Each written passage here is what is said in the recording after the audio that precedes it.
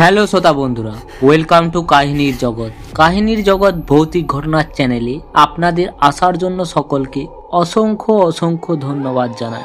আমরা আজকে আপনাদের জন্য আরেকটি হাড় হিম করা ভৌতিক ঘটনা নিয়ে চলে এসেছি। তো আপনারা যারা যারা ভৌতিক ঘটনা শুনতে পছন্দ করেন তারা অতি অবশ্যই এই চ্যানেলটিকে সাবস্ক্রাইব করে নেবেন, এবং যারা সাবস্ক্রাইব করে নিয়েছেন তাদের অসংখ্য অসংখ্য ধন্যবাদ জানাই, কারণ আপনাদের একটি সাবস্ক্রাইব আমাদেরকে প্রেরণা দেয় নতুন ভিডিও তৈরি করতে। তাই ঝটপট করে কানের মধ্যে হেডফোন নিয়ে বসে পড়ুন এক নিরিবিলি জায়গায়।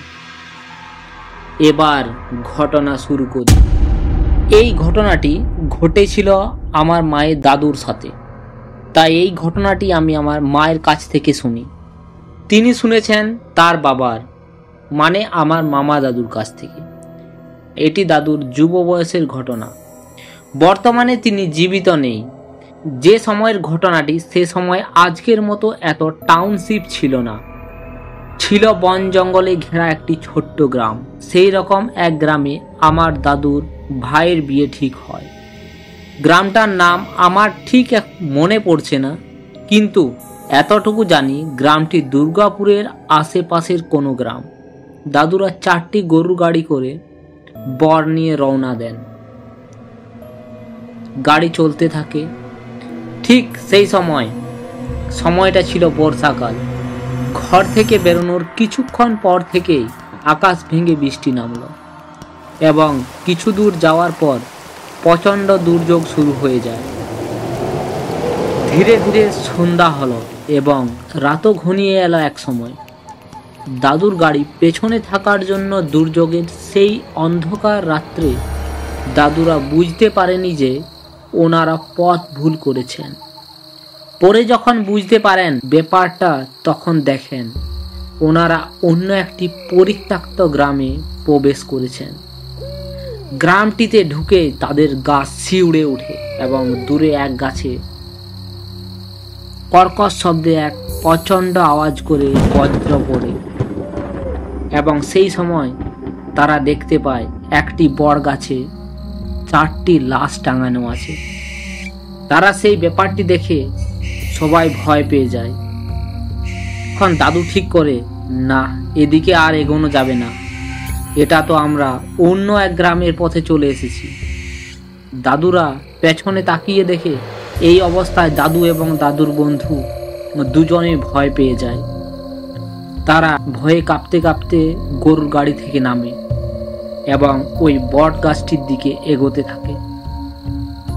বট গাছটির দিকে এগিয়ে দেখে এক হাড় হিম করা পিশাচ তাদের জন্য অপেক্ষায় আছে, এবং পিশাচটি তাদের দিকে দেখে বলে, কোথায় যাস? এদিকে আয়, তোদেরই অপেক্ষায় ছিলাম। এদিকে আয়, আয় তোরা এদিকে।